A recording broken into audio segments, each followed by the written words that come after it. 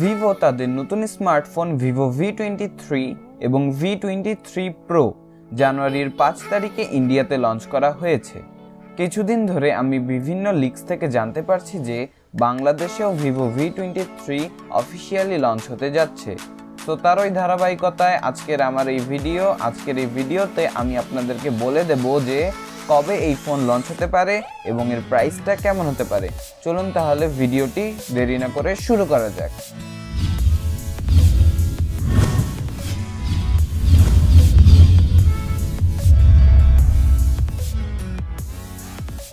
প্রথমে আমরা box content সম্পর্কে কথা বলবো। বক্সটি ওপেন করলে প্রথমে আমরা পাবো ফোনটির নিচেই রয়েছে ব্যাক কভার এবং ইউজার ম্যানুয়াল গাইড। তার পাশেই আমরা 44 ওয়াটের ফ্ল্যাশ চার্জার দেখতে পাবো, যা দিয়ে 0 to 68% চার্জ হয়ে যাবে 30 মিনিটের মধ্যেই। প্রথমেই কথা বলি এর ডিজাইন এবং এর বিল্ড কোয়ালিটি নিয়ে। ফোনটি কিন্তু গ্লাস বডি এর ফোন, আর এই ফোনের ওজন 181 গ্রাম।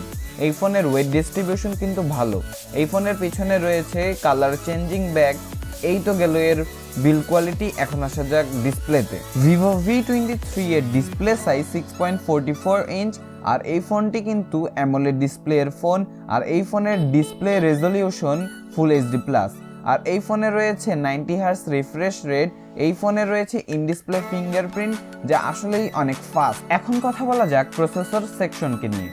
ভিভো V23 এ ব্যবহার করা হয়েছে মিডিয়াটেক ডাইমেনসিটি 920, যা 6 ন্যানোমিটার আর্কিটেক্টে বিল্ড করা একটি SoC, যার GPU Mali G68। তো এখন ক্যামেরা সেকশনে আসা যাক।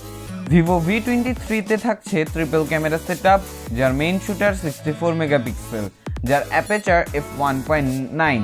আরও থাকছে 8 মেগাপিক্সেল আল্ট্রা ওয়াইড এবং 2 megapixel macro camera. Main shooter দিয়ে সর্বোচ্চ ভিডিও শুট করা যাবে 4K 30 FPS এ।